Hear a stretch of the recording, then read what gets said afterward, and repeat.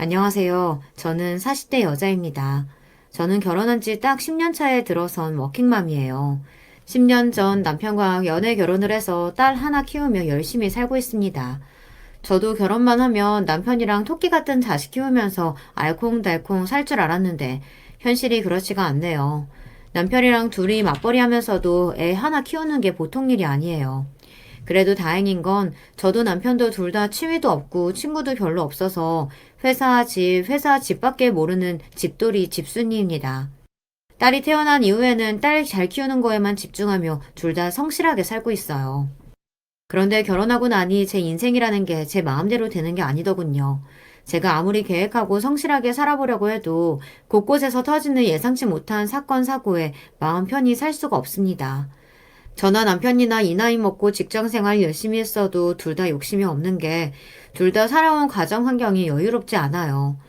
저희 친정도 아버지께서 젊어서 사업을 하시다 망해서 제가 대학 졸업할 때까지도 집 하나 없이 월세 살면서 힘들게 사셨고, 시댁도 시아버지께서 필리핀에서 사업을 하다가 크게 실패하고 한국에 들어오신 지 얼마 안 돼요.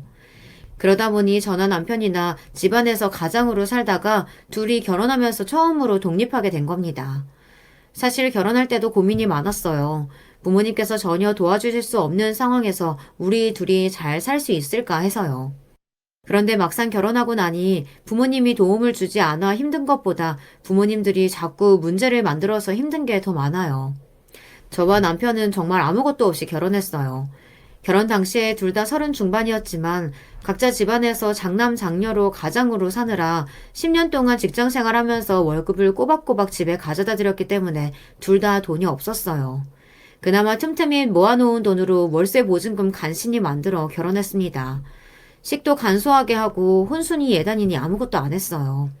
사실 저나 남편이나 둘 다 나이가 있다 보니 결혼을 서둘러야겠다는 생각도 있었지만 솔직한 심정으로는 집에서 빨리 나오고 싶었습니다. 이대로 살다가는 평생 부모님만 챙기다가 제 인생이라고는 없이 살 것 같아서요. 저는 고등학교 때 제법 공부를 했어요. 가고 싶은 대학도 있었고 꿈도 있었지만 집안 형편이 좋지 않아 무조건 바로 취직할 수 있는 경영학과에 갔습니다. 등록금도 내기 힘들 것 같아 장학금을 받을 수 있는 학교로 지원해서 들어갔어요. 저는 4년 내내 한눈이라고는 안 팔고 공부만 열심히 해서 졸업하자마자 남들이 들으면 다 아는 대기업에 입사했습니다. 사실 그때까지는 대기업에만 들어가면 우리 집안도 남들처럼 평범하게 살 수 있겠지 생각했어요. 그런데 제가 취직하자마자 아버지께서 일하던 공사 현장 반장이 일꾼들 돈을 가지고 도망갔어요. 그 일로 아버지는 그 반장을 잡겠다고 백방으로 돌아다니셨습니다. 그때 저는 아버지가 이해가 되지 않았어요.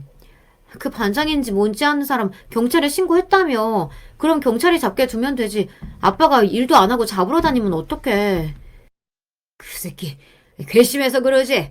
내가 그놈한테 사준 소주가 몇 병인데 감히 내 돈을 가지고 튀어? 잡히기만 해봐라. 내가 그놈의 새끼 황천길 보내줄 거야. 아버지는 사업이 망하기 전까지는 저에게 굉장히 좋은 아버지셨어요. 자상하고 가정적인 분이었죠. 그런데 친구 보증 잘못 사면서부터 사업에 문제가 생기고 결국은 망했을 때 아버지는 주변 친구들에게 배신까지 당하며 힘든 일을 겪으셨습니다. 그때 이후로 아버지는 많이 달라졌습니다. 매일 술만 드시고 공사 현장에 나가 일하면서 근근히 생활비만 벌었어요. 그나마 그것도 반장이 돈을 가지고 도망가고 나서는 일하러 잘 나가지도 않으셨죠. 그 일로 어머니와 아버지는 매일 싸웠습니다. 어머니는 제가 어릴 때 심장질환으로 수술도 2번이나 받으시면서 몸이 좋지 않아 일할 수 있는 상태가 아니에요. 동생은 당시에 아직 고등학생이었고요. 그러다 보니 내 식구 사는 집에 돈을 버는 건 저뿐이었어요. 황천길은 무슨 황천길이야. 그 아저씨가 가지고 도망간 돈 500도 안 된다며. 그 돈 때문에 일도 안 하고 놀고 있으면 어떻게 생활을 해. 걔는데 신경 쓰지 말고 다른 일자리나 빨리 구해. 이기집애가 아버지한테 어디서 소리 질러? 너 돈 좀 번다고 이제 아버지 앞에서 유세 떠냐? 그 나이까지 이 아버지가 먹이고 재워줬으면 네가 나가서 돈 버는 게 당연하지. 아버지가 뭐 얼마나 대단하게 먹이고 재워줬다고. 됐으니까 말도 안 되는 소리 하지 말고 당장 나가서 일이나 구해. 안 그러면 나도 그냥 집 나가버릴 거야. 아이고 그래. 부모 복도 없고 마누라 복도 없는 내가 자식 복이라고 있겠냐. 잘난 니녀는 나가서 혼자 잘 먹고 잘 살아라. 그때 생각만 하면 저는 아직도 속이 답답해요. 부모님을 보면서 느낀 게 가난하게 사는 데에는 다 이유가 있구나 싶더라고요. 자식이 둘이나 있으면 아무리 상황이 힘들고 어려워도 어떻게든 힘을 내서 앞으로 나아갈 생각을 해야 하는데 저희 부모님은 일절 그럴 생각이 없었어요. 자신들은 아무것도 안 하고 주저앉아 있으면서 남한테 도움받을 생각만 했죠. 아버지와 싸우고 답답한 마음에 밖에 바람을 쐬러 들어가려는데 어머니께서 누군가와 통화를 하고 있었습니다. 언니도 우리 집 상황 알잖아. 저 인간은 반장 잡으러 다닌다고 일도 안 나가는데 우리가 돈이 어딨어. 언니 이번 달만 좀 이해해줘. 신영이?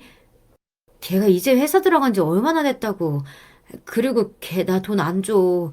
자기 월급 다 자기가 관리한다고.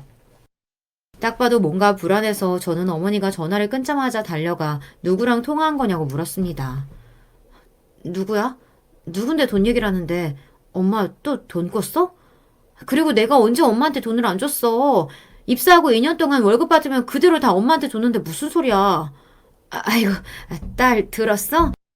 그게 내가 카드값이 좀 밀려서 이모한테 돈을 좀 빌렸는데 언니가 돼서 그거 빨리 갚으라고 자꾸 닥달하잖아.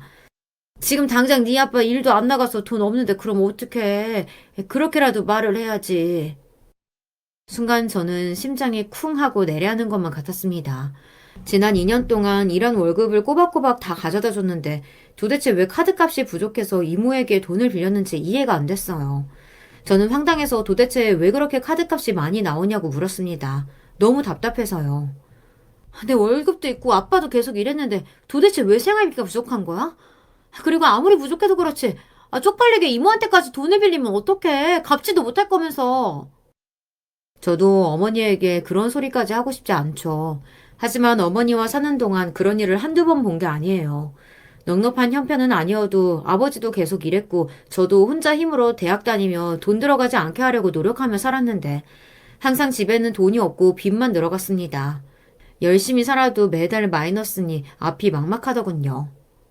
어머 딸, 아유, 엄마 서운하게 무슨 말을 그렇게 해. 엄마가 어디 딴 데다가 돈 썼을까봐? 다 너희 키우느라 그런 거지. 이래서 새끼 키워봐야 소용없다니까. 자기들이 다들 알아서 큰 줄 알아요. 저는 대꾸할 힘도 없었습니다. 무능력한 아버지, 경제관념 없는 어머니에게 점점 지쳐가고 있었거든요. 제 인생은 태어날 때부터 이렇게 살팔자로 정해진 건가 싶기까지 했어요. 결국 저는 20살 때부터 틈틈이 모아놓았던 적금을 깨서 어머니에게 드렸습니다. 이모에게 빌린 돈부터 빨리 갚으라고요. 결혼 전까지 내내 그렇게 살았어요. 벌고 갚고 벌고 갚고의 연속이었습니다. 저는 이직이나 휴직은 꿈도 꾸지 못하고 10년을 쉬지 않고 회사만 다녔습니다. 또래 친구들이 연애하고 해외여행 다닐 때 저는 정말 일만 했어요. 남들보다 배로 열심히 살면 언젠가는 우리 집도 남들처럼 집도 사고 차도 사고 그렇게 살 수 있을 줄 알았거든요. 그런데 30이 넘어서야 저는 우리 집은 가망이 없다는 걸 알았어요. 동생이 대학 졸업하고 군대까지 다녀와 취직을 해서 집안에 셋이 돈을 버는데도 나아질 기미가 전혀 없더라고요. 그때부터는 저도 어머니에게 월급 전부를 드리지 않았습니다. 제가 번 돈이지만 제 돈이 아니었던 돈을 30이 넘어서야 제가 조금씩 모으기 시작했어요. 그 돈으로 남편과 결혼한 거예요. 그래봤자 너무 늦게 깨달아서 월세 보증금밖에 안 되는 돈이었지만 저는 행복했습니다. 결혼과 동시에 지긋지긋한 부모님에게서 벗어났다는 것만으로도 마음이 편했거든요. 남편도 저와 상황이 별반 다르지 않았어요. 연애할 때 남편에게 종종 들어서 남편 어머님이 우리 어머니만큼 경제관념이 약하고 사치를 부리신다는 이야기를 들은 적은 있지만 결혼을 결심하고 인사드리려고 시어머니를 처음 만났을 때 사실 좀 놀랐습니다. 시어머니는 저희 친정 부모님보다 더하면 더했지 덜하지 않았어요. 남편이나 저나 30 중반에 결혼하겠다고 인사를 온 건데도 시어머니는 남편의 결혼이 썩 내키지 않으시는 것 같았죠. 그 나이에 애 낳을 것도 아니고 왜 굳이 결혼을 하겠다는 건지 모르겠다. 네 아빠 나만 여기 덜렁거리고 필리핀에서 저러고 있는데 아들까지 여자한테 빠져서 엄마 버리고 당장 결혼하겠다고 하면 엄마는 어떻게 살라는 거야? 시아버지께서 필리핀에서 하던 사업이 망하고도 다시 재기하겠다고 미련을 버리지 못하시고 필리핀에 계세요.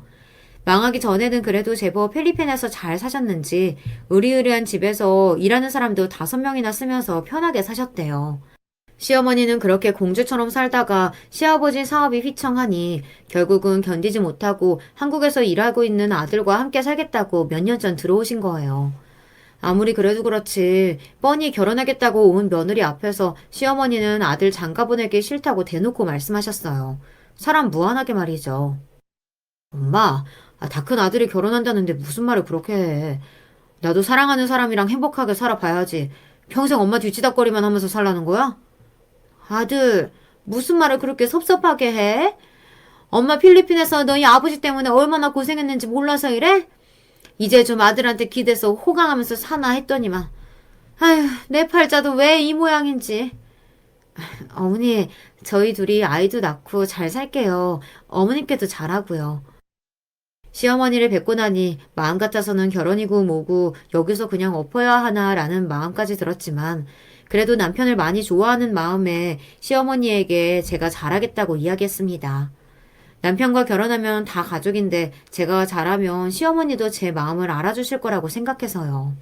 그런데 제 생각보다 시어머니는 보통 분이 아니었습니다. 제가 생각한 것보다 훨씬 더 사치스럽고 철이 없었어요. 시어머니와 시아버지는 사이가 좋지 않아요. 그전에는 어땠는지 저도 모르지만 시아버지 사업이 잘 안 되고 나서부터는 시어머니께서 아예 필리핀에 들어가지도 않으시고 연락도 잘 안 하십니다. 시어머니께서 시아버지께 연락을 하는 건 오로지 생활비 보내라고 할 때만 전화해요. 제가 옆에서 보기엔 그런 시어머니가 좀 얄미운데도 시아버지는 당신이 능력이 없어서 시어머니를 혼자 한국에 보내놓은 게 미안하다며 최선을 다해 생활비를 보내주십니다. 그런데 시어머니는 그 생활비를 흥청망청 쓰세요. 칠순이 다 된 나이에도 일주일에 서너 번 네일을 받으러 다니시고 점심은 꼭 나가서 외식을 합니다. 그리고 저로서는 가장 이해가 안 되는 게 항상 택시를 타요.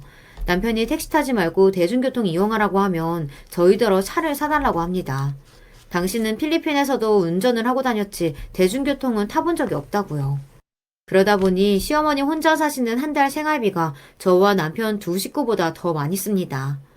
더군다나 시아버지께서 주신 생활비를 다 쓰시면 너무 당당하게 남편에게 돈을 달라고 요구해요. 그럴 때마다 남편이 제 눈치 보는 게 싫어서 저는 남편에게 알아서 하라고 했지만 아무리 봐도 그 정도가 심합니다. 거기다가 특별한 일이 없어도 주말이면 저와 남편을 불러내 백화점에 가자고 해요. 그러고는 고가의 가방이나 신발 같은 걸 아무렇지 않게 사달라고 합니다. 남편은 제 앞이라 민망한지 시어머니에게 잔소리를 해요. 거기다가 당시에 제가 딸을 임신했을 때라 앞으로 돈 들어갈 때가 많아 앞으로는 이렇게 자주 쇼핑 같이 못한다고도 이야기했죠. 엄마, 그 좁은 집에 엄마 옷이며 가방이 산더미처럼 쌓여있는데 또 사? 우리도 애 생기면 돈 많이 들어갈 거라 이제 전처럼 엄마 못 챙겨드려요. 아유, 이거 얼마나 한다고 치사하게. 암튼 지 아빠 닮아서 쪼잔하다니까. 남편이 아무리 잔소리를 해도 시어머니는 별로 심각하게 받아들이지 않으세요. 그 앞에서는 치사하다고 삐지고 다음번에는 또 아무렇지 않게 연락해서 맛있는 거 사달라고 하십니다. 시어머니께서 저를 힘들게 하시는 건 돈에 관해서만이 아닙니다. 남편과 결혼할 때 시어머니의 요구대로 사시는 집에서 5분 거리에 신혼집을 구했는데도 매일같이 혼자 지내시는 게 외롭다며 거의 매일 저녁을 우리 집에 와서 드셨어요. 그러다 보니 저는 늦게까지 일하고 퇴근해서도 집에 와서 쉬지 못하고 시어머니 저녁상을 차려야 했어요. 대궐 같은 집에서 일하는 사람들이랑 매일 북적거리며 있다가 코딱지만한 집에 매일 혼자 있으려니까 무섭고 외로워 죽겠어. 그래서 그러는데 어차피 너희 집이나 내 집이나 새 사는 거 똑같은데 돈 합쳐서 넓은 전세라도 갈까? 난 다른 건 모르겠고 좁은 집엔 죽어도 못 살겠더라. 시어머니는 툭하면 저와 남편에게 모아놓은 돈 없냐고 물었어요. 그러면서 두 집 보증금을 빼서 평수 넓은 전세 알아보면 안 되냐고 하셨죠. 저는 집이 크고 작고를 떠나서 그냥 시어머니와 함께 사는 게 싫었어요. 시어머니가 사치스럽고 철이 없는 걸 떠나 저와 안 맞습니다. 남편 어머니고 제 시어머니니까 어쩔 수 없이 매일 보고는 살지만 아무리 그래도 한 공간에 같이 사는 건 저로서는 죽어도 못할 것 같았어요. 그런데 얼마 뒤 결국은 시어머님께서 원하시는 대로 됐습니다. 저희 부부와 시어머니가 합가를 했어요. 알고 보니 시어머니께서 시아버지께서 주시는 생활비에 우리가 주는 생활비까지도 모자라 월세까지 안 내고 돈을 쓰다가 보증금이 계속 까이고 있었더라고요. 결국은 더 깔 보증금이 없어서 쫓겨나듯 집을 나와야 했어요. 그래서 할 수 없이 시어머니께서 우리 집에 들어왔어요. 저는 이 상황이 너무 황당하고 기가 막혀 화도 나질 않았습니다. 여보, 미안해. 엄마가 이 정도로 생각이 없는 사람인 줄은 몰랐어. 근데 걱정하지 마. 내가 이번 일로 엄마한테 단단히 일러뒀어. 앞으로 우리 애도 태어나니까 집에서 애 봐달라고. 아무 데도 못 가고 집에서 애만 봐야 하는데 이제 더는 사치 못 부리겠지. 남편은 연신 저에게 미안하다며 애가 태어나면 시어머니께서 애를 봐주기로 했다고 했어요. 시어머니도 손주 키우다 보면 정신 좀 차릴 거라고요. 저는 이런 현실이 너무 싫었습니다. 결혼하기 전 친정에서 살 때도 항상 이런 일이 반복됐어요. 저와 상관없는 일들이 사방에서 터지는데 항상 수습은 제가 하고 책임도 제가 져야 했죠. 이런 게 싫어서 결혼한 건데 결혼해서도 달라지지 않으니 정신적으로나 육체적으로나 너무 힘들더군요. 남편은 아이가 태어나면 시어머니도 달라질 거라고 했지만 아니었어요. 딸이 태어나고 나서는 시어머니와 제 사이가 전보다 더 안 좋아졌습니다. 당연한 결과였죠. 시어머니는 누구를 위해 당신을 희생하며 사는 분이 아닌데 졸지에 손녀를 떠맡게 됐으니 매일 불만을 토로하고 투덜거렸어요. 저와 육아에 관한 생각도 달라서 매일 다툼을 했습니다. 한 번은 이런 적이 있습니다. 제가 퇴근하고 들어왔더니 딸이 집안이 떠나가라 울고 있었어요. 그런데 시어머니가 집에 안 계시더라고요. 저는 너무 놀라서 딸아이를 달래서 업고 나갔습니다. 시어머니가 도대체 어디로 간 건가 해서요. 그런데 10분이 지나자 그제야 시어머니께서 골목길로 들어오는 게 보이더군요. 저는 너무 화가 나서 시어머니에게 화를 냈습니다. 애만 두고 도대체 어디를 다녀오신 거냐고요. 그러자 시어머니는 뻔뻔하게 더 화를 냈어요. 얘가 도대체 누구 닮았는지 잠도 안 자고 자꾸 울기만 하잖아. 7시에 내일 예약해놨는데 도무지 앉아서 그냥 후다닥 갔다 왔다. 어때? 이거 이쁘지? 저는 순간 시어머니만 아니면 그대로 뭐 하는 거냐며 어깨를 밀치고 싶은 걸 꾹 참았습니다. 도대체 나이를 어디로 먹은 건지 모르겠어요. 결혼하고 5년 넘게 산부인과 다니며 어렵게 얻은 딸이에요. 제가 얼마나 아이를 원했는지 누구보다 잘 아시는 분이 저렇게 생각 없이 구시니 저도 참을 수가 없더군요. 어머니, 이제 돌대네 혼자 두고 내일을 받으러 가는 할머니가 세상에 어디 있어요? 지금까지 저 모르게 계속 이렇게 하신 거예요? 그러다가 애 잘못되기라도 하면 어쩌라고 그래요? 저는 정말 너무 화가 나서 참을 수가 없었습니다. 뻔히 제가 7시 반이면 오는 거 알면서 그걸 못 참고 나갔다는 게 이해가 안 돼서요. 야, 이게 진짜? 내가 집 좀 날리고 너희 집에서 얹혀 산다고 막대해도 되는 줄 알아? 나 네 시어머니거든? 네 새끼 보느라 손톱 다 까져서 잠깐 가서 수정만 받고 온 거야. 으휴, 독한 거. 20분 자리 비운 거 가지고 아주 시어머니를 잡아먹네 잡아먹어. 시어머니는 고작 20분 자리 비운 거라며 오히려 저에게 화를 냈어요. 제가 너무한다고요. 고작 20분이요? 그게 말이 된다고 생각하세요? 그렇게 애 보기 싫으면 어머님이 돈 벌어서 나가세요. 어머니 없어도 친정어머니한테 부탁하면 돼요. 퇴근하고 집에 돌아왔을 때 얼굴이 터질 것처럼 울고 있는 딸아이를 보고 놀란 저는 이성이 날아가 있었습니다. 안 그래도 시어머니가 하는 행동 하나하나가 다 싫었는데 이 김에 집에서 내쫓아버리고 싶었거든요. 그런데 그날 저녁 어머니는 작정했는지 퇴근한 남편 앞에서 울고 불고 난리가 났습니다. 제가 본인에게 나가라고 쫓아내려고 했다고 서러워서 못 살겠다고요. 그러면서 정말 짐을 싸는 신용까지 했어요. 저는 시어머니 하는 꼴이 너무 보기 싫어서 딸을 데리고 방에 들어가 버렸어요. 그러자 시어머니는 일부러 더 서러운 척하며 울었습니다. 잠시 뒤 시어머니를 달래고 들어온 남편이 저에게 사실이냐고 물었습니다. 시어머니에게 나가라고 했느냐고요. 저는 남편과도 아무 말도 하고 싶지 않았어요.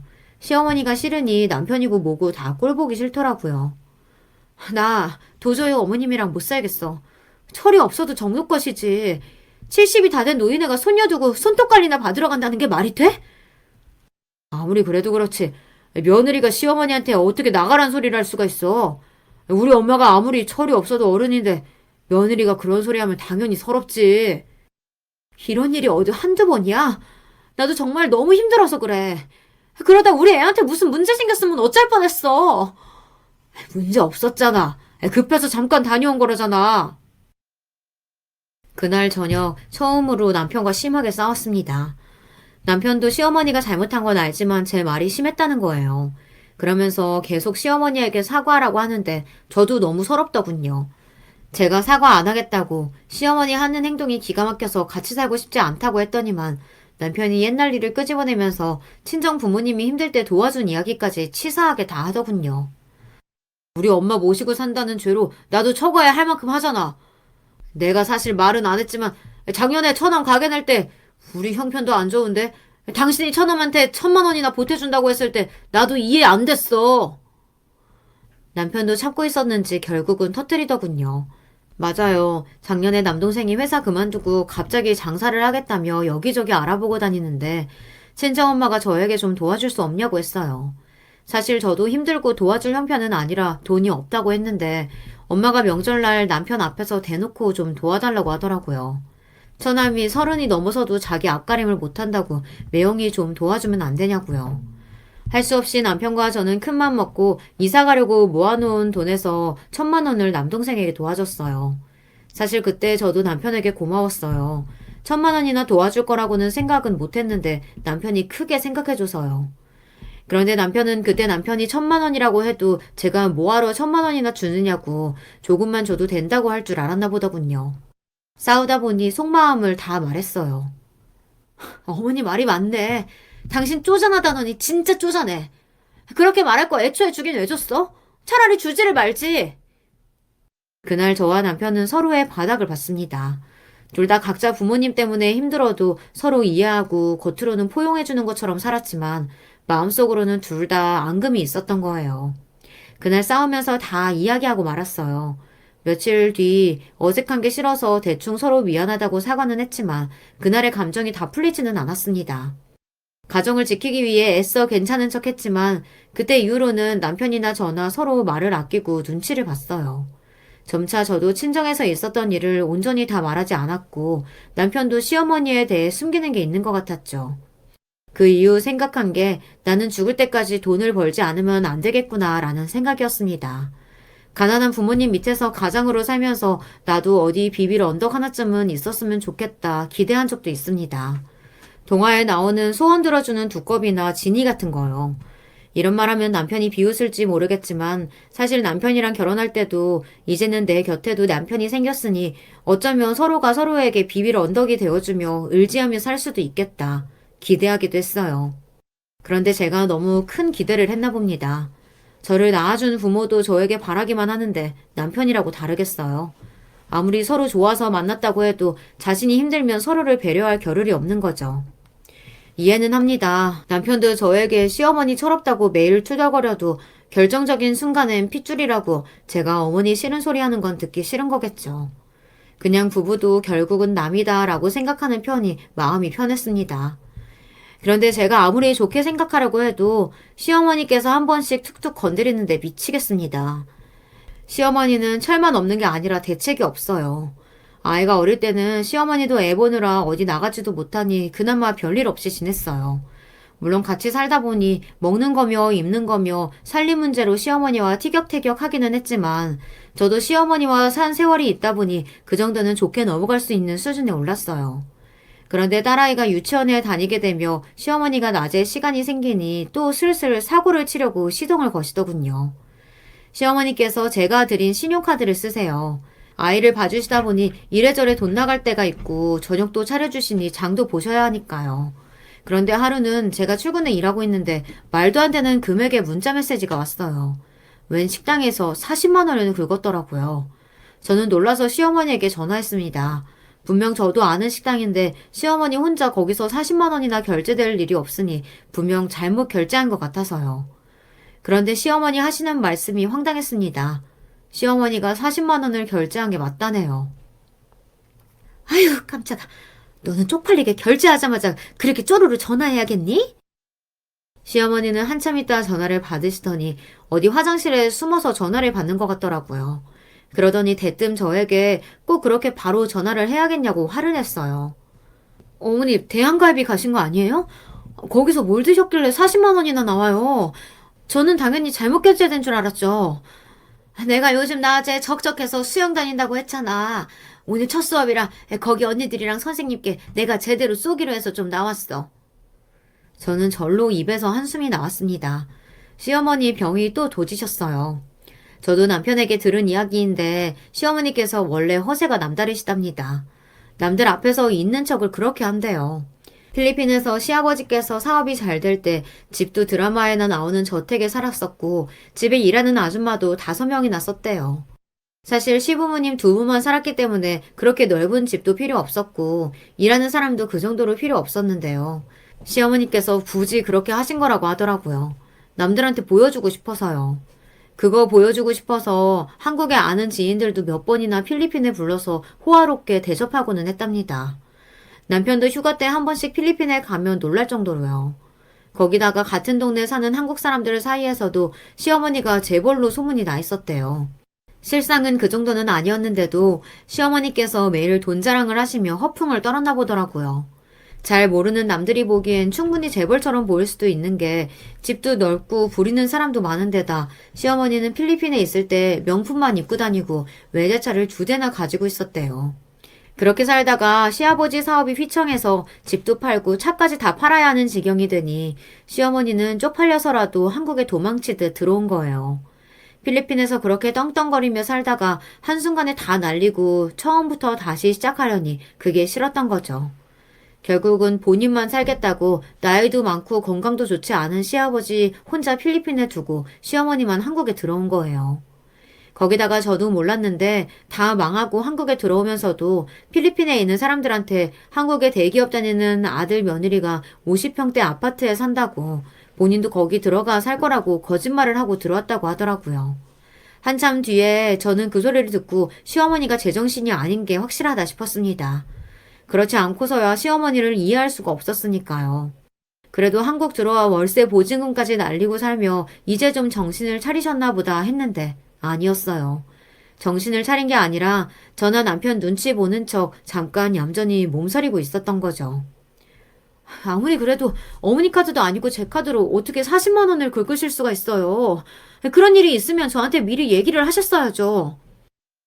저도 넉넉한 살림에 여유 있으면 이렇게까지 이야기 안 합니다. 뻔히 저나 남편이나 사는 게 빠듯하다는 거 누구보다 시어머니가 잘 아시면서 왜 저러시는지 이해가 안 됐어요. 아유, 갈비 좀 먹으면 돈 40만 원이야 우습지. 넌 젊은 애가 뭘 그 정도 가지고 그러니? 말하면 뭐 하겠어요. 괜히 저만 쪼잔하고 나쁜 년 되는걸요. 암튼 알겠어요. 혹시나 식당에서 잘못 결제된 건가 걱정돼서 연락해 본 거니까 식사 잘하고 들어가세요. 마음 같아서는 다시는 남들 앞에서 밥을 사니 많이 허세 부리지 마시라고 하고 싶었지만 며느리로서 그렇게까지는 이야기할 수가 없었어요. 매일 있는 일도 아니고 처음 있는 일이었으니 한 번은 좋게 넘어가자 싶었습니다.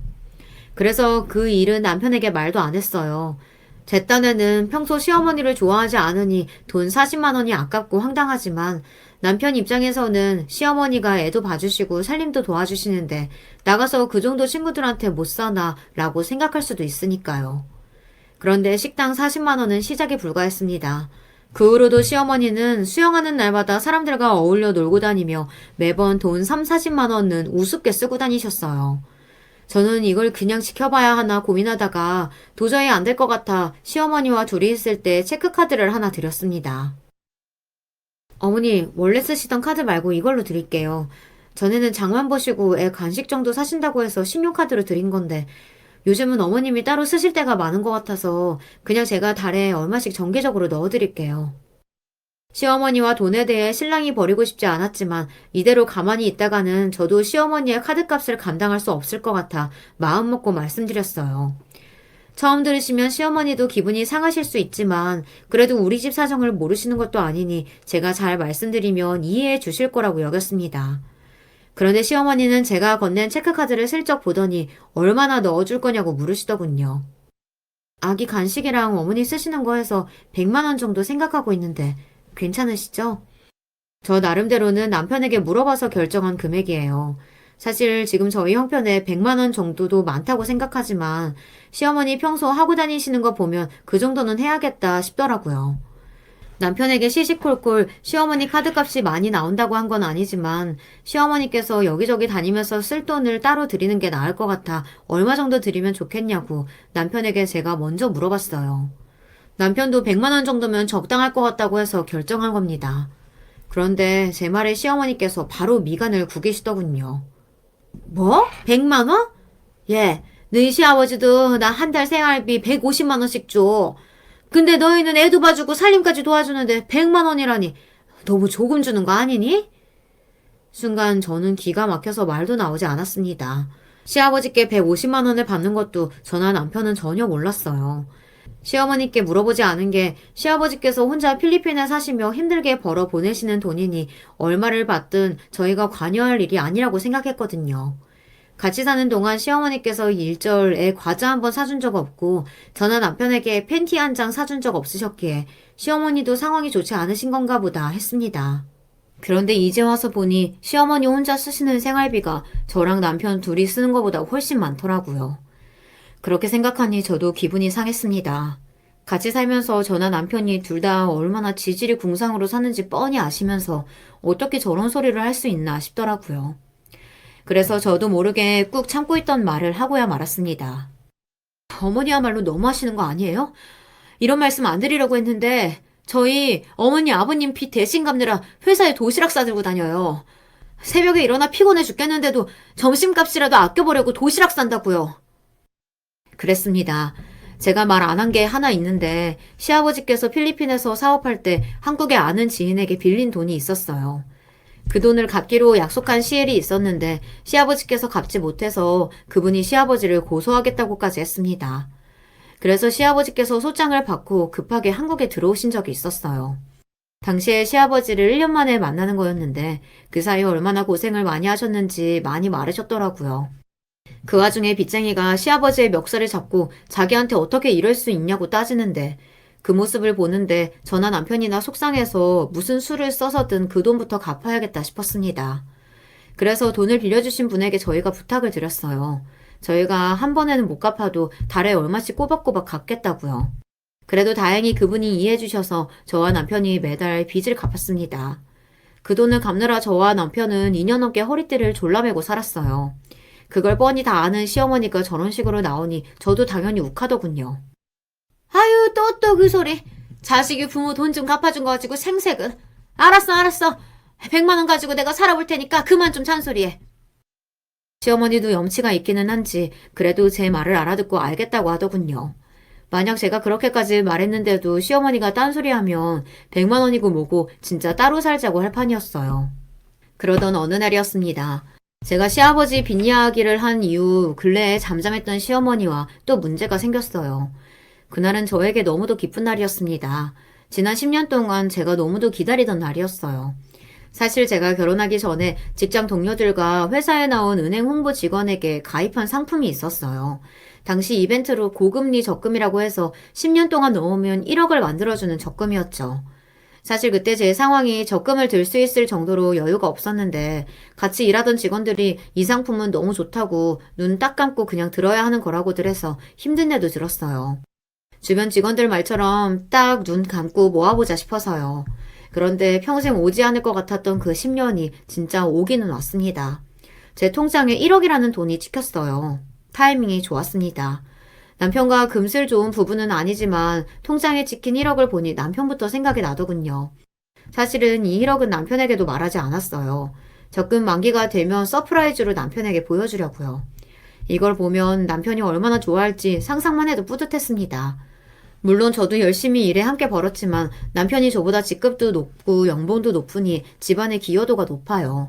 거기다가 저는 그래도 때때로 옷도 사고 쇼핑도 하면서 지내지만 남편은 진짜 본인을 위해 쓰는 돈이 없어요. 결혼 초기에 사준 양복이랑 구두를 지금까지 신고 있으니 말 다 했죠 뭐. 저는 남편이랑 이 돈을 어떻게 쓰면 좋을지 상의할 생각에 기분이 좋았습니다. 그런데 생각지도 못한 일이 벌어졌어요. 그날 아침에 은행에 가느라 연차를 내서 오후에 딸 유치원에 제가 데리러 일찍 갔습니다. 오랜만에 딸아이와 마트에서 장도 보고 집에 돌아와 딸아이 낮잠을 재우고 방에서 나오는데 시어머니께서 제 책상을 뒤졌는지 제 적금 통장을 들고 계시더라고요. 그러더니 한다는 말이 기가 막혔습니다. 어머머머, 새아이비야, 이거 뭐니? 일십, 백, 천만. 어? 이거 1억 맞지? 너 적금 들고 있었니? 순간 저는 가슴이 철렁 내려앉았습니다. 절대 보여주고 싶지 않은 사람한테 들키고 말았으니까요. 어머님은 왜 남의 책상을 뒤지고 그러세요? 예, 남이라니. 우리가 어떻게 남이야? 너 그렇게 말하면 나 서운하다. 어쩐지 연차라고는 안 내는 애가 왜 갑자기 연차까지 내고 은행에 가나 했더니만 그 적금 만기돼서 은행 가려고 한 거구나? 시어머니는 제가 은행에 갈 일이 있다고 연차를 냈다고 했을 때부터 왜 은행에 가느냐고 꼬치꼬치 물어봤어요. 제가 별일 아니라고 대충 대답했더니 아무래도 이상하다 싶었는지 책상까지 뒤졌나 봐요. 그러더니 결국은 제 만기 적금 통장을 찾아낸 거죠. 너희 대단하다. 어떻게 1억을 만들었니? 아유, 이 통장 보기만 해도 배부르다. 안 그래도 애까지 있는 애들이 차도 없이 고생이다 싶었는데 이 돈으로 나 벤츠 사주면 내가 너희 기사도 해주고 얼마나 좋아. 역시나 이럴 줄 알았습니다. 제 수중에 돈 있는 거 알면 시어머니께서 이런 식으로 나올 줄 알았어요. 저는 어이가 없어서 절로 코웃음이 튀어나왔습니다. 그러고는 곧장 안 된다고 단호하게 말했어요. 우리 형편의 벤츠는 무슨 벤츠예요. 어머님은 말도 안 되는 소리 좀 하지 마세요. 저는 시어머니의 말에 택도 없다는 듯 시어머니의 손에 있던 통장을 획 빼앗아 버렸습니다. 꿈도 꾸지 말라고요. 그러자 순간 시어머니의 표정이 달라지더군요. 그러더니 시어머니께서 하시는 행동이 가관이었어요. 예, 너는 시어머니한테 고작 1억 그게 아깝니? 이 치사하냐나? 시어머니가 저에게 달려들더니 갑자기 제 머리끄댕이를 잡고 흔들었어요. 평소에도 저와 티격태격 하다가 화가 나면 야라는 둥, 연이라는 둥 천박한 소리를 해댔지만 몸에 손을 댄 적은 없었는데 그날은 제 말에 짜증이 났는지 머리까지 잡더군요. 저는 기가 막혀서 시어머니를 세게 밀어냈어요. 그러자 시어머니가 바닥에 쿵 소리를 내며 넘어지더군요. 저도 참을 만큼 참았습니다. 지금까지 10년 가까이 개념이라고는 없는 시어머니와 살면서 다 때려치우고 애만 데리고 나갈까 생각한 적도 있을 정도로 시어머니가 싫었어요. 하지만 제가 낳은 딸아이에게 되도록 안정적인 가정 환경을 보여주기 위해 최선을 다해 참고 산 건데 시어머니께서 결국은 선을 넘었어요. 그러니 저도 간신히 붙잡고 있던 이성의 끈이 끊어지더라고요. 네, 엄청나게 아까워요. 이 돈 제가 결혼 전부터 제가 번 돈으로 악착같이 모은 거예요. 이 돈을 제가 왜 어머님 차를 사줘요? 어머님이 저한테 해준 게 뭐가 있다고요? 제발 철 좀 드세요. 뭐야? 인연이? 뚫린 입이라고 아무 말이나 해도 되는 줄 아나. 좋아. 그 돈 나 안 준다는 거지? 이 싸가지 없는 년. 오늘 내 손에 죽어봐라! 시어머니는 제 머리채를 잡은 거로도 부족한지 갑자기 눈이 확 돌아서는 저에게 또 달려들려고 했습니다. 그러면서 저를 가만히 안 둔다고 패주겠다고 했어요. 그 모습을 보는데 그동안의 미운 정마저 확 떨어지더군요. 세상에 어떤 시어머니가 며느리가 벤츠 안 사준다고 했다고 손찌검을 하려고 해요. 무식해도 저렇게 무식할 수가 없습니다. 딸을 봐서라도 어떻게든 살아보려고 했는데 도저히 안 되겠더군요. 저는 시어머니를 세게 밀쳐내고 남편과 이혼하겠다고 선언했어요. 내가 내 딸 봐서라도 웬만하면 어머님이랑 어머님 아들 구제하는 마음으로 살아보려고 했는데 도저히 안 되겠네요. 어머님 하는지 도저히 참아줄 수가 없어서 어머님 아들이랑 이혼할 거니까 그런 줄 아세요. 제 말에 시어머니는 믿을 수 없다는 듯 콧방귀를 꼈어요. 그러더니 오히려 저더러 제 주제에 이혼을 어떻게 하냐고 하더군요. 웃기고 있네. 그깟 1억 좀 있다고 네가 이혼해서 잘 살 수 있을 것 같은가 본데. 좋아. 나도 너 같은 미친 며느리 필요 없으니까 제발 이 집에서 나가. 제가 이혼 이야기를 꺼내자 시어머니도 좋다면서 저더러 당장 나가라고 했습니다. 오늘 제가 한 짓을 자기 아들한테 말하면 아들도 저 같은 거 필요 없다고 할 거라고요. 좋아요. 그럼 제가 이혼하는 기념으로 남편이랑 시아버지한테 선물 좀 주고 가야겠네요. 저는 시어머니 하는 짓이 꼴같지 않아서 실소를 내뱉으며 핸드폰을 꺼냈습니다. 그러자 시어머니가 저에게 괜한 짓 하지 말고 그냥 나가라고 저를 밀더군요. 빨리 자기 아들 집에서 나가라고요. 그래도 10년이라는 정이 있는데 어머님한테도 이 선물 보여드릴까요? 저는 시어머니 면전에다가 제 핸드폰 화면을 보여줬습니다. 그리고 동영상을 재생했어요. 그러자 시어머니가 화들짝 놀라서 제 핸드폰을 뺏으려고 했습니다.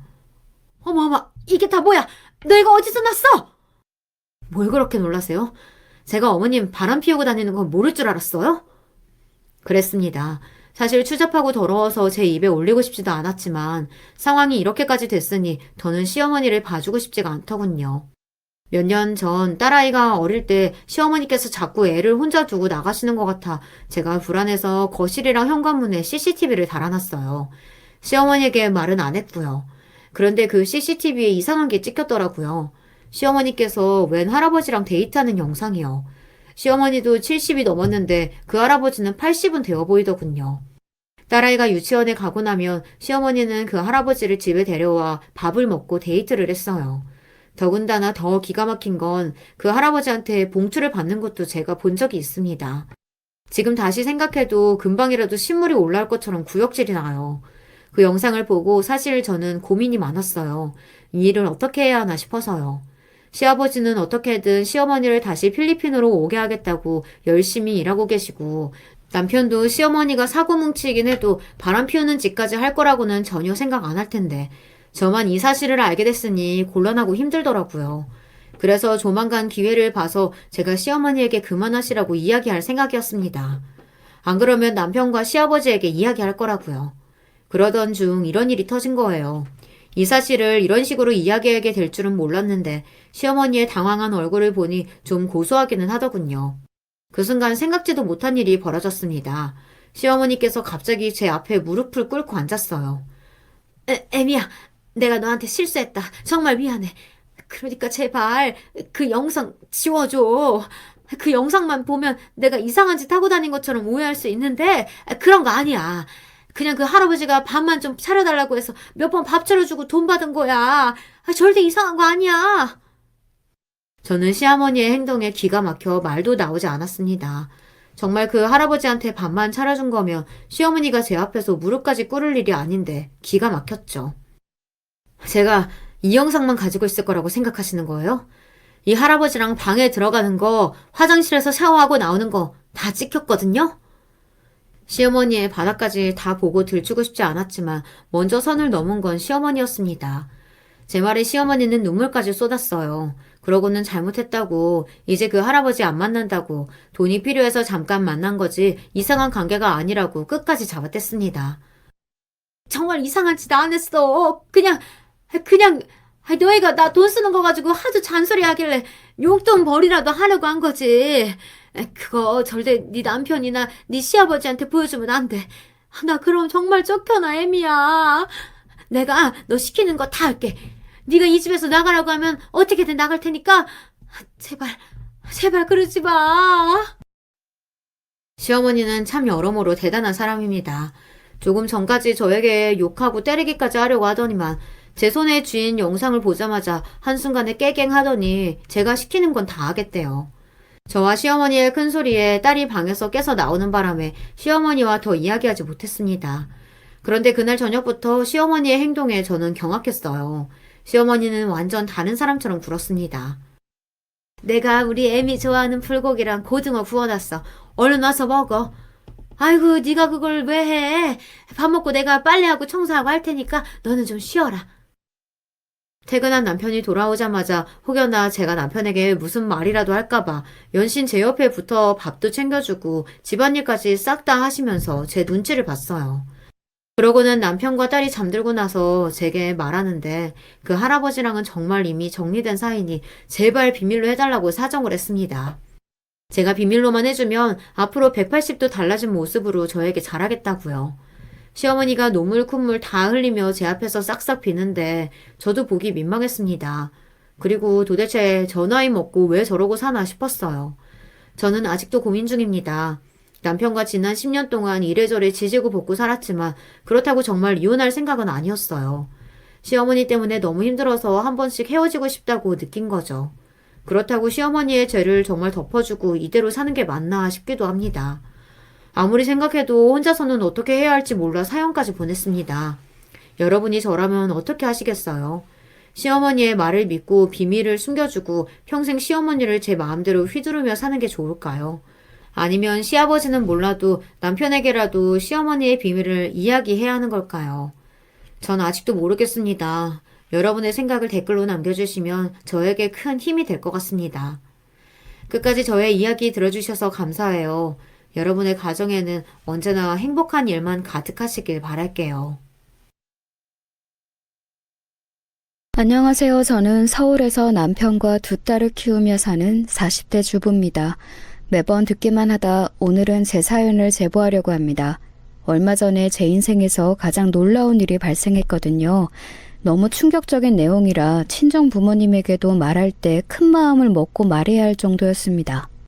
사람은 겉으로만 보면 알 수가 없다는 거 아시죠? 인상과 성격이 아예 다른 사람도 분명히 존재하고요. 이걸 이미 알고 있는데도 저는 얼마 전에 일어난 일이 너무 충격적이라 밤에 잠도 잘 오지 않았습니다. 남편과 같이 심리 상담을 받으러 가자고 얘기가 나올 정도였어요. 도대체 어떤 일이 있었길래 제가 이렇게 말하는지 궁금하시죠? 그럼 바로 시작하겠습니다. 오늘 사연은 바로 우리 시댁과 관련된 내용입니다. 저는 적당히 화목한 집에서 이남 일녀의 막내로 자랐어요. 자라면서 딱히 엄청나게 큰일이 있지는 않았습니다. 어느 집이나 사연 없는 집은 없다고 하잖아요. 우리 집도 물론 작은 사건이 몇 개는 있었어요. 하지만 그게 오래 지속되는 고통이거나 혹은 다들 참을 수 없는 일은 아니었습니다. 그냥 오빠가 사고를 쳐서 가족들 근심이 컸고 아버지가 작게 사기를 당하셨던 일은 있었어요. 그런데 이 정도는 주변에 찾아보면 흔히 있는 그런 일이잖아요. 그래서 딱히 제 인생이 불행하게 느껴지거나 그러지는 않았습니다. 우리 친정엄마는 늘 저에게 가정 환경이 좋은 사람을 남편으로 만나야 한다고 했어요. 특히 아들은 아버지를 보면 미래가 보인다고 하셨습니다. 아버지가 어머니를 대하는 방식이 곧 제가 처할 운명이라고 하셨어요. 여러분도 이 말에 동의하시나요? 그렇게 저는 대학을 졸업하고 취업하면서 남편을 찾기 시작했습니다. 유감스럽게도 그때까지 제가 만났던 남자들은 가정 환경이 그다지 좋지 못했거든요.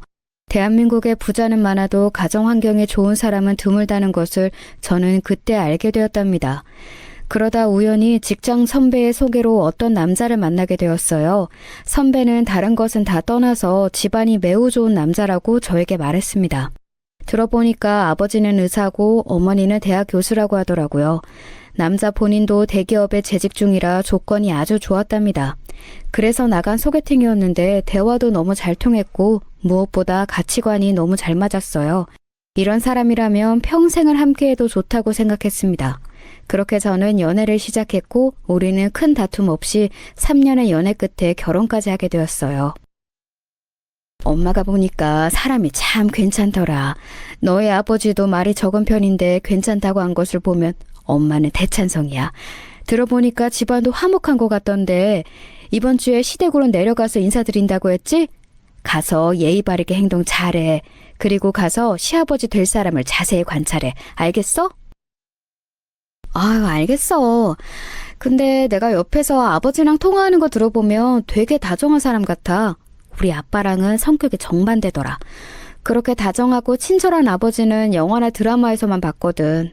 아무튼 내가 꼼꼼하게 보고 엄마한테 바로 말해줄게. 그러니까 너무 걱정하지 마. 엄마 딸 바보 아니야. 남자친구를 우리 집에 먼저 인사시켰는데 부모님의 반응은 매우 좋았습니다. 게다가 우리 친언니가 굉장히 까다롭고 예민한데 그런 언니도 저에게 남자를 잘 골랐다고 하더라고요. 우리 아버지는 되게 무뚝뚝하고 가끔 욱하는 성질이 있습니다. 그런 아버지도 남자친구가 사람이 괜찮다고 할 정도였어요. 그렇게 저는 시댁으로 가서 첫인사를 하게 되었답니다. 남자친구가 서울에서 직장을 다녀서 그동안 시부모님을 볼 수가 없었어요. 워낙 지방이라 차를 타면 무려 5시간이 걸리는 지방이었거든요. 그래서 연애하고 처음으로 보게 되는 거라 저는 얼마나 긴장했는지 모릅니다. 다른 것도 아니고 결혼하러 얼굴을 보여드리러 가는 거라 너무 긴장되더라고요. 기차를 타고 남자친구와 그렇게 시댁에 갔는데 저는 걱정한 것과 달리 너무나도 따스한 시부모님을 보고 마음속으로 안도했어요. 서울에서 우리 보겠다고 내려오느라 너무 고생했어요. 내가 우리 큰며느리 될 사람이 온다고 하니까 긴장해서 어제 잠도 한숨을 못 자지 뭐예요. 우리 아내가 요리를 굉장히 잘하니까 어서 마음 편하게 저녁 먹어요. 시댁에 들어갔더니 가장 먼저 시부모님이 저를 맞아주셨어요. 특히 시아버지가 환한 웃음으로 저를 대해주셨던 게 시간이 지난 지금도 기억이 날 정도랍니다. 시아버지는 우리 친정아빠와 너무나도 다른 사람이었어요. 아내인 시어머니에게 어찌나 다정하던지 보면서 너무 놀라 표정 관리가 제대로 되지 않을 지경이었습니다. 그리고 자식들에게도 따뜻한 분이셨어요. 이런 환경에서 자랐으니 제 남편 될 사람이 성격이 좋다고 생각하게 되었답니다. 이래서 가정교육이 중요하다는 것도 깨닫게 되었죠. 게다가 시아버지는 의사라서 능력도 아주 좋았어요. 개인 병원을 운영하고 계셨는데 과잉 진료도 없이 친절하고 실력도 좋아 지역에서 이미 유명한 병원이었습니다. 시어머니는 말씀이 상대적으로 적었는데 그래도 눈빛이 너무 따스했어요. 저는 엄마와 언니의 걱정에 미리 지레짐작으로 두려움을 가지고 있었거든요. 그런데 막상 보니까 얼마나 다행인지 인사를 드리고 바로 친정엄마에게 전화해서 상황을 알렸습니다. 제 말을 듣고 엄마는 다행이라고 생각하면서도 전적으로 믿지는 않았어요. 하지만 상견례 때 우리 시부모님을 보더니 저에게 그날 결혼식을 하루라도 빨리 올리라고 하셨습니다. 저보다 우리 엄마가 더 마음에 들어했다고 하면 말 다 했죠. 왜냐하면 사실 우리 친정은 돈이 여유롭게 많은 편은 아니었어요. 평범한 대한민국 가정이라 제가 결혼할 때 많은 돈을 줄 수가 없었습니다. 게다가 저는 막내라서 언니와 오빠가 결혼할 때 돈을 다 가져갔거든요. 그래서 현실적으로 남편과 저는 서울에서 살아야 하는데 집이 걱정됐어요. 그런데 이런 걱정을 시부모님이 한 번에 없애주셨습니다. 원래 있는 쪽에서 더 부담하는 게 맞습니다. 우리 형편에 애들 집 하나 서울에 해주는 것은 일도 아니랍니다. 그러니까 그게 걱정이라면 너무 걱정하지 마세요. 그리고 세아가 신혼여행이나 결혼식도 원하는 게 있으면 얼마든지 주저하지 말고 말하렴. 인생이 한 번뿐인데 하고 싶은 것은 다 해야 하지 않겠니? 아이고 사돈 감사합니다. 우리 집에서 해줄 수 있는 게 많지 않아서 얼마나 걱정이는지 몰라요. 예물이나 예단도 필요 없다고 다 생략한다고 하셨는데 이렇게 집이랑 혼수도 다 해주시다니. 제가 전생에 무슨 나라를 구했나 봐요. 이게 다 우리 새아가가 너무 예쁘고 착해서 그런 거죠. 저는 이런 며느리가 들어온다고 하니까 자다가도 웃음이 나와요. 이제 시작인데 없이 시작하는 것보다 여유롭게 사는 게 우리 아이들에게도 더 좋지 않겠어요? 시아버지는 본인이 워낙 능력이 좋으니까 주저없이 지원을 많이 해주셨어요. 우리 친정엄마는 그런 시아버지를 보고 저에게 만약 남편이 속을 썩이더라도 저보고 다 참고 살라고 미리 말할 정도였습니다. 그렇게 결혼식을 올리고 신혼생활을 시작했는데 생각보다 결혼생활이 아주 행복했어요. 우리 친언니가 고부 갈등이 매우 심했었거든요. 그래서 저도 결혼 전에 가장 크게 걱정됐는데 우리 시부모님은 너무 훌륭한 분들이셨습니다. 저는 시댁에 갈 때마다 요리나 설거지를 한 번도 한 적이 없어요. 오히려 가면 당신들을 보러 왔다고 용돈을 주셨습니다. 남편에게는 시동생이 2명이 있었는데 둘째는 남동생이었고 막내는 시누이였어요. 남편이 장남인데 둘째 시동생이 먼저 결혼해서 시부모님과 함께 살고 있었습니다. 시댁은 평수가 아주 넓은 아파트에서 살았는데 거기서 시부모님과 둘째 서방님 부부 그리고 막내 시누이 이렇게 5명이 함께 살고 있었어요. 시댁에 내려가면 늘 화목한 분위기에 다들 행복한 웃음을 짓고 있었습니다. 그래서 저는 오히려 제가 먼저 남편에게 시댁을 가자고 할 정도였어요. 우리 집도 불행한 가정 환경은 아니었지만 이렇게 시댁처럼 동화 속에 나오는 것 같은 분위기는 아니었거든요. 시댁은 항상 웃음이 가득해서 거기에 같이 있기만 해도 좋았습니다. 시댁과 며느리의 갈등은 대부분 명절이나 집안 행사 같은 문제잖아요. 저는 그런 게 하나도 해당하지 않았어요.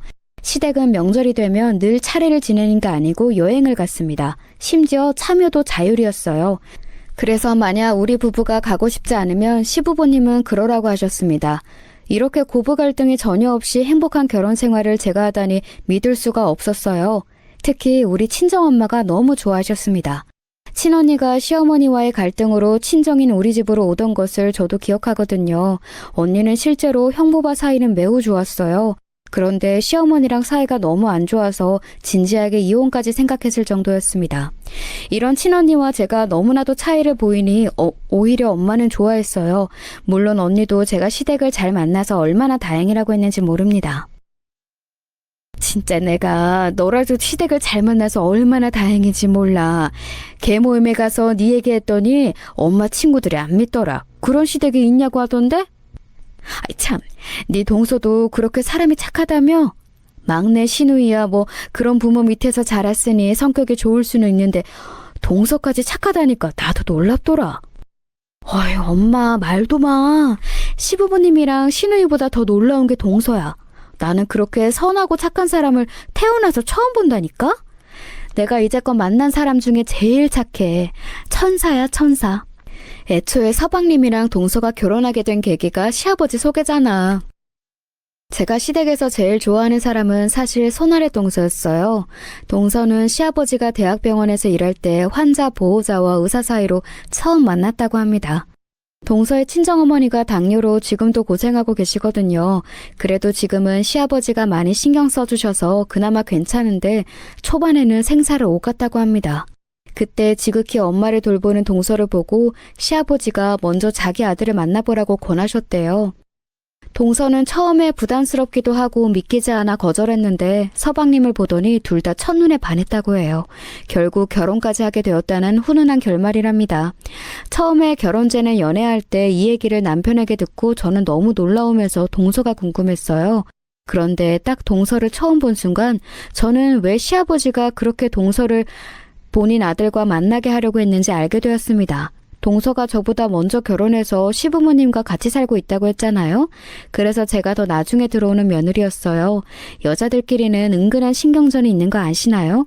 친언니가 하도 저한테 동서를 조심하라고 말해서 긴장했는데 오히려 동서는 저에게 먼저 형님이라고 부르면서 다가와 주었어요. 그러면서 제가 어떻게 하면 시부모님이 좋아하실지 옆에서 조언도 아끼지 않았습니다. 덕분에 꽃을 좋아하는 시어머니의 취향을 고려해서 꽃다발을 선물할 수도 있었어요. 사람이 센스도 좋은데 착하고 선하니까 여동생이 없던 저는 동서가 너무 좋았습니다. 막내인 제가 매일 부모님께 여동생을 가지고 싶다고 할 정도로 여동생에 관한 갈망이 심했거든요. 그런 제 욕망을 한 번에 해결해준 동서가 너무 좋았습니다. 다행히 동서도 제가 좋았는지 우리는 같은 며느리로서 가깝게 지내게 되었어요. 결혼 초반에는 집안 행사가 있을 때만 봤는데 시간이 흐르면서 사적으로도 만났습니다. 거리가 멀어 자주 볼 수는 없었는데 동서가 서울로 직접 와주어서 가능했어요. 동서, 여기야. 잘 찾아왔네. 이렇게 매번 서울로 나 보러 와줘서 진짜 고마워. 나도 시간 내서 내려가야 하는데 아무래도 아이들이 있으니까 쉽지 않아. 항상 그래서 동서한테 고맙고 미안해. 형님이 뭐가 미안해요. 내가 형님하고 다정이랑 수정이가 보고 싶어서 온 거잖아요. 저는 형님도 아시겠지만 아이를 낳지 못하니까 우리 조카들이 얼마나 예쁜지 몰라요. 그리고 형님이 매번 만날 때마다 맛있는 것도 사주잖아요. 동서가 여기까지 왔는데 그러면 당연히 내가 사야지. 우리 다정이랑 수정이도 동서가 워낙 잘해주니까 작은 엄마를 얼마나 좋아하는데? 안 그래도 나한테 어제 작은 엄마랑 내일 본다니까 둘이 좋아하더라. 진짜요? 아유, 좋아라. 형님, 이거는 제가 담근 유자청이에요. 저번에 저 김치 챙겨주신 거 너무 감사해요. 어머님하고 아버님도 형님 어머님의 김치가 그렇게 맛있다고 좋아하시거든요. 매번 이렇게 챙겨주셔서 감사하다는 말밖에 할 말이 없어요. 동서는 무엇보다 우리 딸들을 예뻐했어요. 너무 슬프게도 동서는 아이를 가질 수 없는 몸이었습니다. 결혼 전에는 몰랐는데 결혼하고 아이를 가지려고 하니까 불임 판정을 받았어요. 동서는 친정엄마를 닮아 몸이 건강한 편은 아니었습니다. 아이를 가진다고 해도 사실 동서는 본인 엄마를 간호해야 해서 마음 편하게 아이를 키울 수는 없었어요. 시부모님 두 분이 둘 다 일하니까 집안일은 동서가 다 했거든요. 만약 그 상태에서 아이를 낳으면 자기가 감당 못했을 거라고 동서는 말했습니다. 동서는 저를 보러 올 때마다 우리 딸들 선물을 사왔어요. 과자부터 장난감까지 어찌나 잘 챙겨주었는지 제가 따로 우리 딸들의 장난감을 사지 않아도 될 정도였습니다. 놀아주는 것도 마치 유치원 선생님처럼 놀아주어 제가 너무 편했어요. 시댁에 갈 때도 그리고 이렇게 저를 보러 올 때도 동서는 구세주였답니다. 결혼하고 저는 아이를 신혼여행 때 첫째를 가지고 바로 연년생으로 둘째가 생겼어요. 그래서 다니던 직장도 그만두었고 살짝 우울증이 왔었거든요. 남편은 밖에서 돈을 벌어오니까 제가 집에서 혼자 아이들을 봐야 했어요. 원래부터 가정주부로 살았던 게 아니라 더욱 스트레스를 받았습니다. 그런데 이런 저를 동서가 워낙 보러 많이 오기도 하고 도와주니까 숨통이 트였어요. 그래서 개인적으로 결혼하고 여동생이 생긴 것 같아 좋았습니다. 제가 하도 동서 칭찬을 하니까 친정엄마는 저보다 더 좋아하셨어요. 그래서 동서가 올라오면 불러서 밥도 사주시고 또 직접 담근 김치도 주셨습니다. 우리 엄마가 요리를 정말 잘해서 반찬 가게를 운영하거든요. 그중에 김치는 너무 유명해서 매년 예약까지 해서 사 먹을 정도예요. 그런 김치를 동서에게 무상으로 주니까 동서가 너무 좋아했어요. 시댁과 명절마다 놀러 가면 동서랑 저는 얘기하다 밤을 새울 정도로 친하게 지내게 되었습니다. 동서와 사이가 좋은 것과 달리 시누이와 사이는 그렇게 좋진 않았어요. 막내 시누이는 누뚱이라 집에서 사랑을 듬뿍 받고 자란 여자였습니다. 시부모님이 아무리 인성이 좋아도 누뚱이 막내한테는 약간 얘기가 달랐어요. 해달라는 것을 다 해줘서 시누이는 유감스럽게도 버릇이 좋진 않았습니다. 다 큰 성인인데 시아버지와 시어머니가 시누이의 말이라면 쩔쩔매기도 했거든요. 그렇다고 시누이가 버릇없이 무례한 행동만 하는 것은 전혀 아니었지만 아무래도 본인만 아는 그런 행동들이 있었습니다. 시댁에 가면 그런 시누이의 행동을 동서가 다 받아주더라고요. 제가 시아버지 생신이라 시댁에 갔다가 놀랐던 적이 있습니다. 예상보다 일찍 도착해서 시댁에 갔는데 분위기가 좋지 않았어요. 원래 시댁에 가면 항상 분위기가 좋았는데 이런 분위기라면 반드시 시누이 때문이었습니다. 언니! 내가 그렇게 이 원피스는 손빨래로 해달라고 했잖아요. 기억 안 나요? 세탁기에 돌리면 옷이 망가지니까 신경 써서 해달라고 2번이나 말했는데 왜 그래요? 지금 일부러 이러는 거예요? 이거 백화점에서 우리 엄마가 내 생일이라고 사준 거라고요! 미안해요. 내가 분명히 기억하고 따로 손으로 빨래하려고 했는데 까먹었어요. 아가씨 일부러 그런 거는 진짜 절대 아니니까 너무 속상해하지 말아요. 어떡하지? 내가 다시 손으로 빨래할까요? 이미 망가졌는데 뭘 빨래해요? 진짜 짜증나. 그냥 버려요. 혹시나 해서 말하는데 그거 언니가 몰래 입을 생각하지 말아요. 저번에 내가 버린다고 했던 옷 언니가 입고 다니는 거 진짜 싫었어요. 시댁에 갔더니 시누이가 동서에게 마구 화를 내고 있었습니다. 그때 우리 부부가 일찍 도착해서 시부모님이 없었거든요. 일정이 있어서 들렀다 온다고 하시길래 남편과 저는 아이들을 데리고 시댁에 미리 갔습니다. 그랬더니 시누이가 눈을 동그랗게 뜨고 성질을 부리고 있었어요. 남편과 저는 그런 시누이를 보고 매우 당황했습니다. 우리가 왔는데도 저렇게 짜증을 내는 거면 평소에는 어떻게 했어요? 그래도 남편이 큰오빠니까 나서서 시누이에게 그러지 말라고 했습니다. 그랬더니 시누이는 대꾸도 하지 않고 자기 방으로 쏙 들어가는 거 있죠? 처음 보는 모습에 너무 놀라 동서에게 다가갔어요. 동서는 제가 괜찮냐고 묻자 씁쓸하게 웃으면서 아무렇지도 않다고 말했습니다. 저는 시누이랑 오랜 대화를 나눠본 적이 없거든요. 저랑 얘기할 때는 수줍음도 많고 착해 보여서 전혀 그런 사람이라고 생각하지 않았습니다. 그런데 전날은 너무 사나운 모습에 놀랐던 기억이 나요. 하지만 더 놀랐던 것은 바로 동서의 태도였어요. 동서는 저런 시누이가 익숙해 보였습니다. 시누이가 본인에게 저 정도 수위로 짜증을 내는 것은 흔하다고 하더라고요. 게다가 시누이는 시부모님이 오자 동서에게 아무렇지 않게 평소처럼 대했습니다. 완전 두 얼굴의 사람이었어요. 동서는 시누이가 자기 혼자 풀려서 친근하게 대하자 또 그걸 받아주었습니다. 마치 아까 세탁 문제는 전혀 없었던 것처럼 행동하더라고요. 그날 집에 오면서 남편하고 시누이와 동서에 관한 얘기를 나누었습니다. 나 아까 아가씨 보고 너무 놀랐어. 평소에 나한테는 되게 친절해서 몰랐는데 되게 무섭더라. 동서는 그런 아가씨가 익숙해 보였고 더 웃긴 건 나중에 시부모님 오시니까 또 동서한테 잘하더라. 나도 막내가 그럴 줄은 몰랐어. 자꾸 신경이 쓰여서 아버지한테 따로 말했는데 아버지는 그냥 넘어가라고 하더라고. 우리는 모르는 무언가가 있나 봐. 그냥 일단 우리가 같이 사는 것은 아니니까 넘어가자. 그들의 사정이 있겠지. 남편 말대로 제가 시누이보다 동서랑 더 친하니까 손이 안으로 굽는 건가 싶었습니다. 시부모님을 모시고 같이 사는 것은 동서니까 동서가 저에게 따로 불만을 표현하지 않는 이상 가만히 있는 것이 최선이었어요.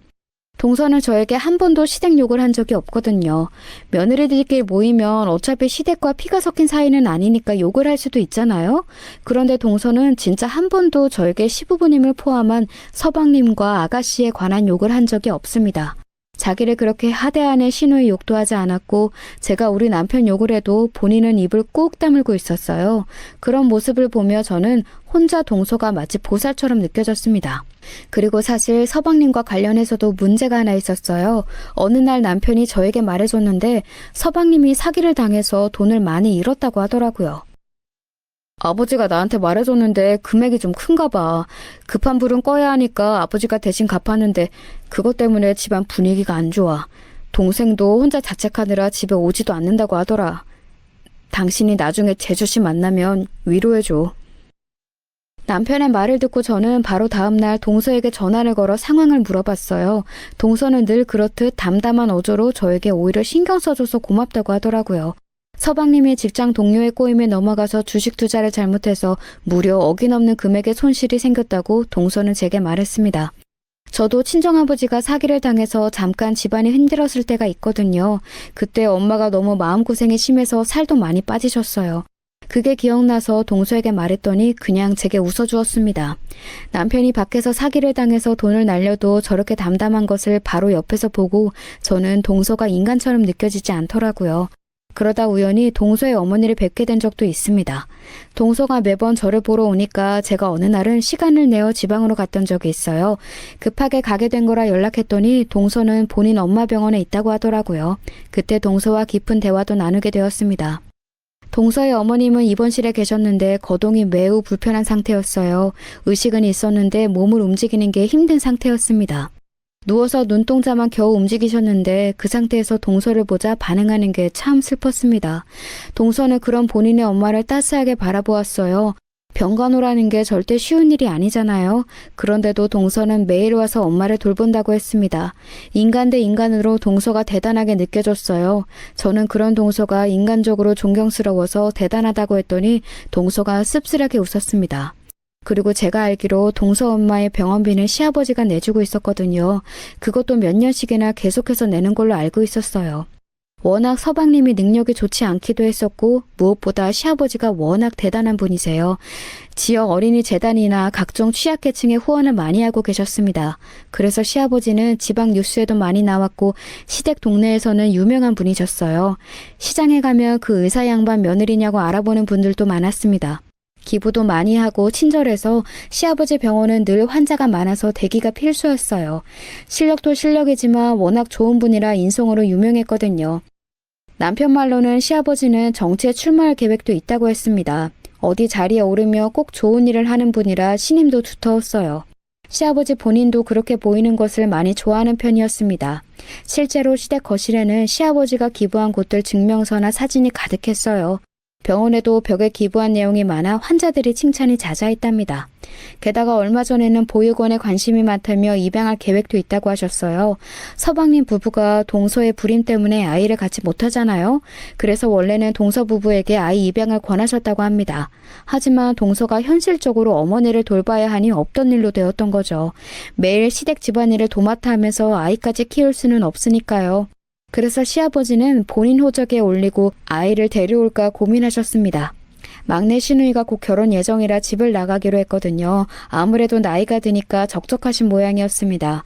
우리 딸들이 내려가며 그렇게 예뻐하시거든요. 시아버지의 마음이 조금은 이해가 갔습니다. 우리 시아버지 진짜 아무리 생각해도 대단하셔. 그렇게 주변에 좋은 일만 하고 다니는 거 보면 배울 점이 참 많아. 안 그래 동서?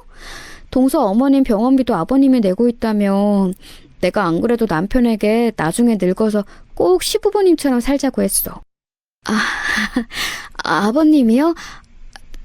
네, 우리 엄마 병원비 내주시고 계시죠. 저도 감사하게 생각하고 있어요. 형님, 이제 밥 먹으러 갈 때 됐어요. 우리 밖에 가서 저녁 먹어요. 형님이 여기까지 오셨으니까 제가 살게요. 응? 그래, 알았어. 그럼 우리 삼겹살 먹으러 가자. 나도 안 그래도 아까부터 배가 고프더라고. 마지막으로 동서 어머님께 인사드리고 가는 게 좋겠어. 바로 들렀다가 나가자. 그런데 한 가지 이상한 점이 있었습니다. 동서는 그날 제가 시아버지에 관한 얘기를 하자 급하게 말을 돌렸어요. 그리고 표정이 아주 씁쓸해 보였습니다. 별로 얘기하고 싶은 눈치는 아니었어요. 그래서 저도 그냥 거기서 마무리를 짓게 되었습니다. 평화로운 날들이 지속되고 있었고 우리 딸들도 점점 자랐어요. 그리고 한 가지 사건이 터지게 되었습니다. 바로 이 사건이 제가 오늘 제보할 사연의 핵심이랍니다. 그날은 사실 제 꿈자리가 조금 이상했어요. 꿈에서 시아버지가 마구 소리를 지르는 모습이 나왔거든요. 우리 시아버지는 다정하고 온화한 분이라 큰 소리를 낸 적이 전혀 없습니다. 물론 집 밖에서는 모르겠지만 적어도 제 앞에서는 항상 웃는 얼굴로 다정하고 조용하게 말씀하셨어요. 꿈에서 깨고 남편에게 이상하다고 웃으면서 말하고 남편을 회사로 출근시켰어요. 그리고 그날 퇴근한 남편과 함께 잠들려고 하는데 갑자기 전화벨 소리가 들렸습니다. 남편의 핸드폰으로 온 전화였는데 발신인은 시어머니였어요. 우리 시어머니는 시아버지보다 더 조용하고 침착한 분이거든요. 그리고 시어머니는 웬만한 일이 아니면 먼저 우리에게 연락한 적이 전혀 없습니다. 워낙 교양 있는 분이고 예의를 중요하게 생각하는 분이라 저녁 시간이 지나면 절대 연락하지 않는 분이었어요. 그런데 그런 시어머니가 자정인데 연락이 와서 남편과 저는 너무 놀란 채로 전화를 받았습니다. 전화를 받고 저희는 더 놀라게 되었어요. 왜냐하면 시어머니가 울면서 소리를 지르셨거든요. 뭐라고 하는지 제대로 들리지도 않을 정도였습니다. 울음소리에 하고 싶은 말이 다 가로막혀 남편과 저는 크게 당황했어요. 시어머니의 그런 모습을 처음 보아 놀랐습니다. 우리 부부가 시어머니를 달래자 옆에 있던 서방님이 대신 말해주었어요. 형수님, 어떡해. 아버지가 잠깐 밖에 나갔다가 괴한에게 습격을 당했어. 지금 병원에서 급하게 수술하고 있는데 생명이 위독하대. 의사가 오늘 마음의 준비를 하라고 했는데 이걸 어떻게... 형, 지금 몰 수 있어? 뭐라고? 알겠어. 일단 지금 형수랑 내려갈 테니까 너무 당황하지 말고 엄마 옆에서 잘 달래줘. 혹시라도 무슨 일 생기면 연락해줘. 차로 운전해서 갈게. 지금 가면 막히지 않아서 금방 도착할 거야. 그러니까 울지 말고 진정하고 있어. 남편과 저는 서방님의 말을 듣고 너무 놀랐습니다. 시아버지가 갑자기 괴한에게 습격당했다는 말을 듣고 저는 바로 친정엄마에게 전화했어요. 아이들을 데려갈까 생각했는데 큰일이기도 하고 아이들이 놀랄까봐 급하게 친정에 아이들을 맡겼습니다. 그리고 남편과 같이 시댁에 가는데 너무 심장이 쿵쾅거려서 제 귀까지 들릴 지경이었어요. 겨우 심호흡하며 진정하려고 노력했습니다. 그러다 동서에게 전화했는데 동서는 받지 않았어요. 과서 딱지를 여러 개를 끊기며 도착했는데 시어머니는 혼절한 상태였습니다. 서방님과 막내 시누이는 엉엉 울며 병원 바닥에 앉아 있었어요. 동서는 특유의 침착한 얼굴로 우리를 맞아주었습니다. 수술을 꽤 오랫동안 지속되었어요. 8시간의 수술 끝에 마침내 의사가 수술실 나왔습니다. 남편과 저는 달려가서 의사의 말을 들었어요. 의사는 한숨을 내쉬며 겨우 생명을 살릴 수 있었다고 했습니다. 시아버지도 의사라서 사고를 당하고 바로 본인이 응급처치를 할 수 있어서 살았다고 하더라고요. 그러나 목숨은 유지해도 부상을 막을 수는 없었습니다. 시아버지는 그렇게 수술이 끝났어도 병실에 계속 누워 있었어요. 의식이 돌아오지 않아 식물인간인 상태로 그저 깨어나길 기다리고 있었습니다. 이 사건이 불러온 영향은 당연히 아주 컸어요. 시누이의 결혼식이 한 달도 남지 않은 상태였거든요. 그리고 시아버지가 운영하던 병원도 점점 휴원하게 되었습니다. 워낙 유명한 분이라 우리 지역에서는 아주 유명했던 사건이랍니다. 이걸 어떡하면 좋니? 당장 우리 막내 결혼식을 앞두고 이게 무슨 일이야. 신부 입장 때 막내가 혼자 들어가게 생겼어. 그냥 결혼을 미루자고 했더니 막내 신랑이 해외 발령 예정이라 그게 또 어렵대. 당장 나도 기쁜 마음으로 참석할 수는 없을 것 같아 걱정이다. 아이고. 내가 아버지 대신 막내 데리고 들어갈까? 진짜 머리가 아프네. 아버지가 의식이라도 있으면 괜찮은데 그것도 아니고 장례식도 아니고 결혼식인데 다들 웃고 있어야 좋은데 웃음은커녕 아버지 걱정 때문에 집중도 못할 것 같아. 시누이의 결혼식을 앞두고 시댁 식구들은 걱정이었어요. 막내 시누이는 남편을 따라 미국으로 갈 예정이어서 결혼식을 미룰 수도 없었습니다. 시아버지가 시누이가 혼자 여자라서 굉장히 예뻐하셨거든요. 그런 눈에 넣어도 아프지 않을 딸의 결혼식을 얼마나 기다리셨는지 모릅니다. 신우이의 결혼식을 최고급으로 해주고 싶다고 발품도 많이 팔았거든요. 여기저기 연락도 많이 하셨고 어쩌면 신우이보다 더 기대하고 있었을 거예요. 그런데 지금은 정신도 돌아오지 않아서 아예 참석하지 못하게 생겼으니 얼마나 슬펐겠어요. 신우이도 당연히 난리가 났습니다. 약간 제멋대로인 성격이라 본인의 계획대로 이루어지지 않아서 짜증이 났을 거예요. 그러면서 본인 아빠가 괴한에게 습격을 당했으니 당연히 슬픔에 빠졌을 거고요. 시어머니는 반드시 범인을 잡겠다고 큰 결심을 하셨습니다. 그래서 경찰에 사건 접수를 남편과 제가 직접 가서 했는데 사실 우리는 범인이 빨리 잡힐 줄 알았어요. 예전도 아니고 요즘에 CCTV가 없는 곳을 찾기가 더 힘들잖아요. 그런데 경찰이 하는 말에 우리는 깜짝 놀랐습니다. 저희도 당연히 그 나쁜 자식을 잡아드리고 싶어요. 그런데 CCTV가 아예 없는 사각지대에서 찔렀어요. 그리고 여기 보시면 아실 텐데 딱 골목 들어가는 어귀에서 찍힌 모습은 있어요. 그런데 이때가 너무 어두운 밤이기도 했고 또 온몸을 검은 옷으로 두르고 마스크에 모자까지 써서 형체를 알 수가 없습니다. 저기 선생님, 아니 요즘 과학수사대로 잡을 수 있지 않아요? 지문이나 발자국으로 뭐 잡으면 되잖아요. 그렇게라도 대충 알 수 없나요? 우리 아버지 진짜 정직하게 인생을 산 사람이세요. 여기서 유명한 병원 원장이라 경찰 선생님도 아시잖아요. 네, 저도 그 병원 알죠. 그런데 이 범인이 장갑도 끼고 신발도 비닐로 감싸고 달려서 찌르고 바로 도망가서 알 수가 없습니다. 무엇보다 범행 현장이 찍히지 않아 이 사람이라고 단정할 수도 없어요. 일단 최선을 다할 테니 조금만 기다려주세요. 경찰서에 갔더니 범인을 잡을 수가 없다고 하더라고요. 남편과 저는 형사와 같이 CCTV도 여러 번 보았는데 진짜 딱 사각지대라 범행 현장이 어떻게 된 건지 알 수가 없었습니다. 답답한 마음에 굿이라도 해서 무당을 통해 범인을 지목하고 싶을 정도였어요. 시아버지가 의식도 없이 쓰러진 사이 신우의 결혼식은 원래대로 진행되었어요. 축복받아야 하는 결혼식은 너무 숙연한 분위기였습니다. 거기에 온 모두가 시아버지의 일을 알고 있었거든요. 그렇게 신우의 결혼식이 끝나고 시어머니는 더욱 정신적으로 너무 힘들어하셨어요. 그래서 정신과도 다니면서 범인이 잡히기를 기다렸습니다. 남편과 저도 현실적으로 도울 수 있으면 너무 돕고 싶었는데 그럴 수가 없었어요. 우리는 서울에 있고 남편도 일하러 직장에 가야 했으니까요. 경찰도 기다리라는 말만 하고 범인을 잡아주지 않았답니다. 이렇게 시간이 흘러 몇 달이 지났어요. 그러다 아주 기적적으로 시아버지가 눈을 뜨게 되었습니다. 급한 마음으로 시댁에 갔더니 시아버지는 진짜 눈을 뜬 상태였어요. 정신적으로 오락가락하는 상태였는데 조금 있으면 정상적으로 의사소통이 가능할 수도 있다고 의사는 말했습니다. 아직은 눈알만 굴리는 정도였어요. 남편과 저는 너무 다행이라고 생각했고 시어머니도 점점 표정이 좋아지셨습니다. 시아버지가 빨리 나으면 범인을 잡지 않아도 된다고 생각할 정도였어요. 그 정도로 저는 시아버지의 쾌유를 바라고 있었습니다. 그런데 여러분, 시아버지가 눈을 뜨고 믿기 힘든 일이 발생했어요. 저는 아직도 그날의 충격이 머릿속에서 잊히지 않고 있답니다. 시아버지가 눈을 뜬 것을 확인하고 남편과 저는 서울로 올라왔어요. 그래도 다행이라고 생각하고 일상생활을 하려고 했는데 바로 다음날 동서에게 연락이 왔습니다. 동서는 시아버지가 쓰러지고 조용히 있었는데 먼저 연락한 것은 그때가 처음이었어요. 안 좋은 일이 있어 예전처럼 동서와 따로 만나지 못했는데 점차 시아버지가 회복되면 다시 관계를 이어나갈 생각에 저는 기뻤습니다. 그래서 밝은 목소리로 전화를 받았는데 동서는 오히려 되게 차분했어요. 저한테 오늘 당장 올라갈 테니 따로 만나자고 하더라고요.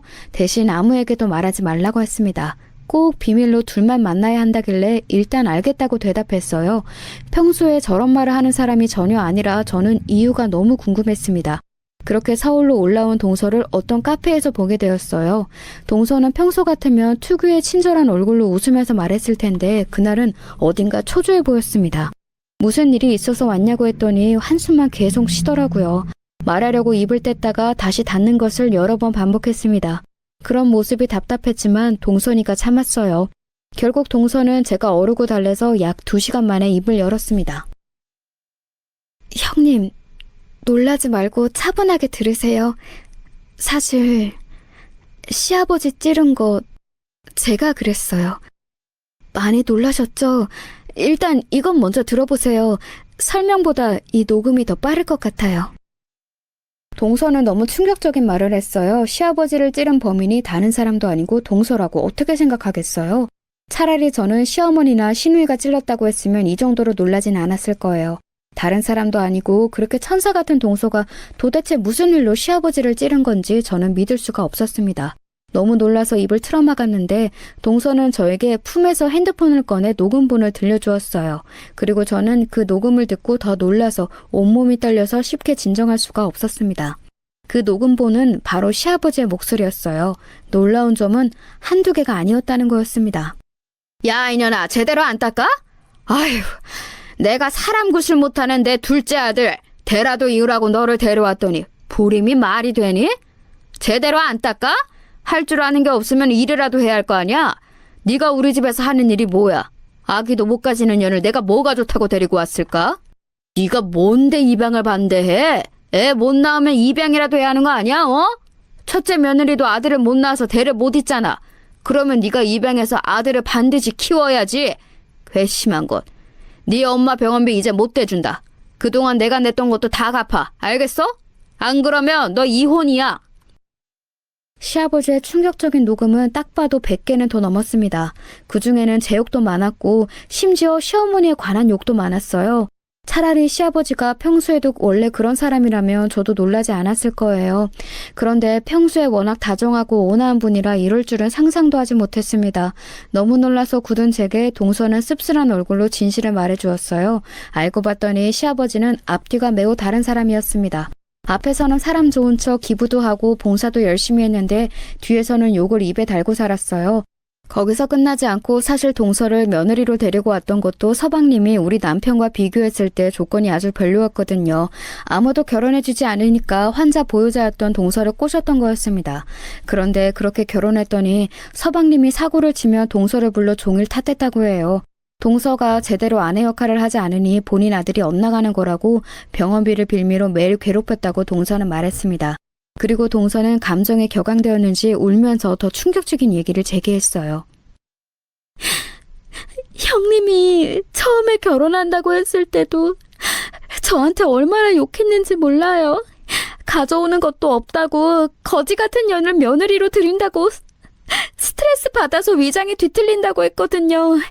그래도 장남이니까 아들을 낳을 거라 기대했는데 딸만 2명이라 꼴도 보기 싫다고 했어요. 제가 아이들이 예뻐서 서울로 형님을 보러 왔잖아요.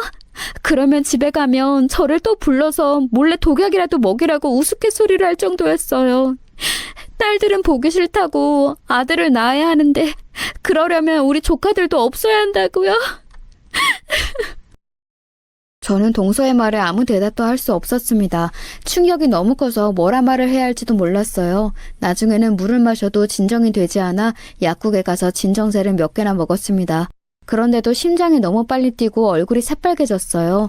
그동안 제가 시아버지를 잘 만났다고 친정 식구들을 포함한 지인들에게 말을 많이 했었거든요. 그런 제 모습이 우습기도 했고 그냥 무엇보다 충격이 너무나도 큰 상태였습니다.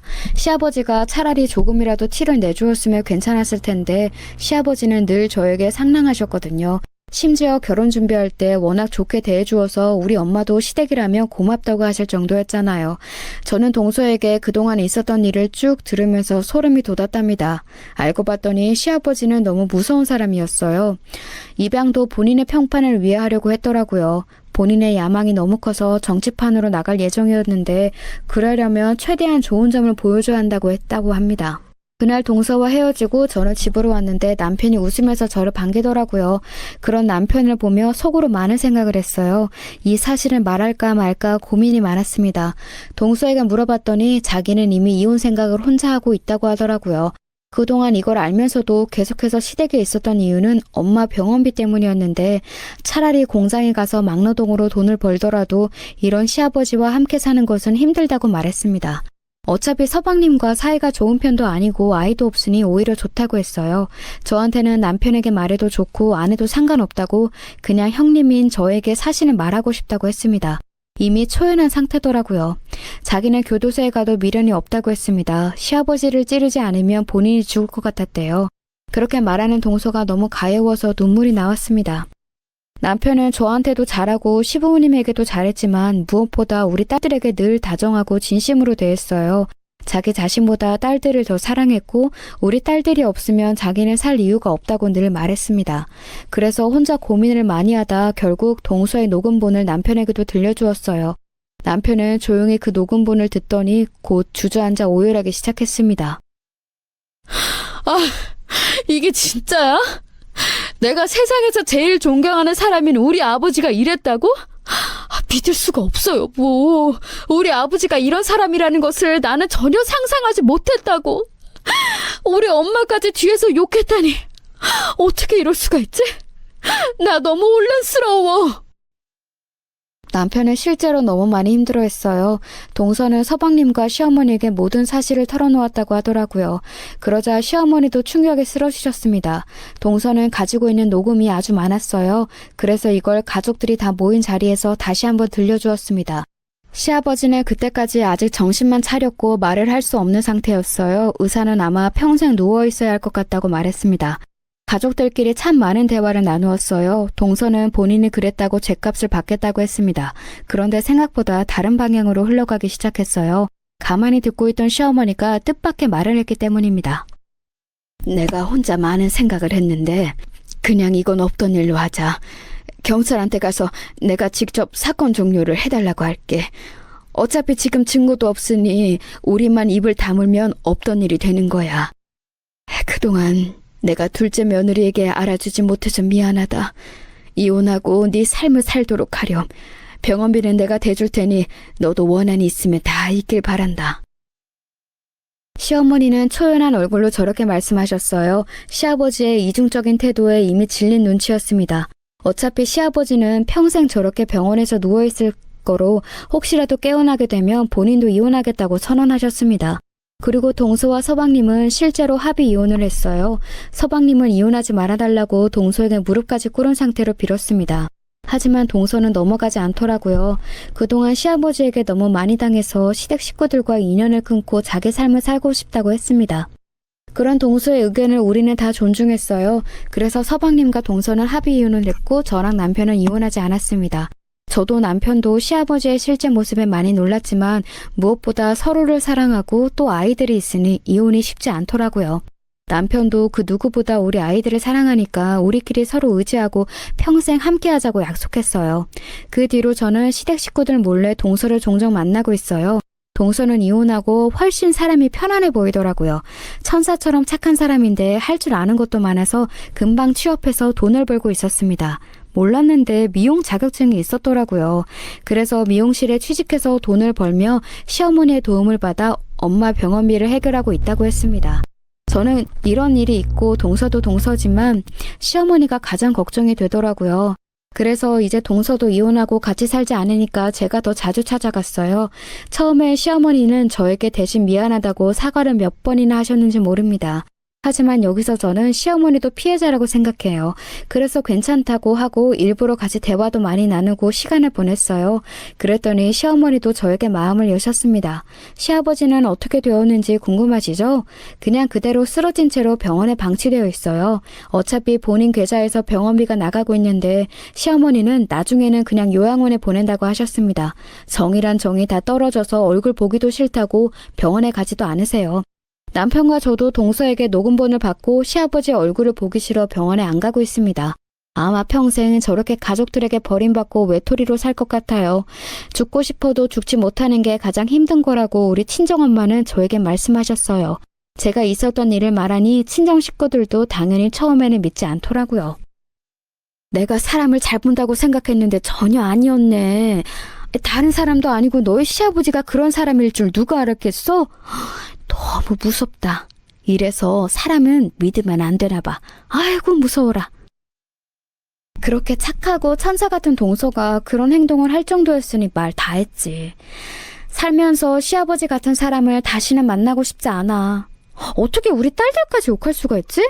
앞에서는 사람 좋은 척은 다 하더니 소름 돋아서 말할 때마다 놀라. 한동안 이 사건은 우리 친정 식구들 사이에서 말이 많았어요. 그래도 지금은 많이 진정된 상태랍니다. 여기까지가 저한테 일어났던 사건이랍니다. 여러분 어떻게 들으셨나요? 저는 개인적으로 인생을 살면서 이런 일이 제게 일어날 줄은 전혀 몰랐어요. 그래서 당황하기도 했는데 교훈을 얻게 되어 좋은 점도 있답니다. 제가 우스갯소리로 남편에게 나중에 배신할 거며 지금 사실대로 말하라고 했더니 남편은 자기는 이미 그 사람을 아버지라고 생각하지 않는다고 하더라고요. 앞으로 남은 인생은 남편과 같이 아이들을 키우며 살아보려고 해요. 물론 동서도 만나면서 인연을 유지할 생각입니다. 여러분, 제 사연 들어주셔서 진심으로 감사합니다. 여러분은 행복한 인생 사시길 바랍니다.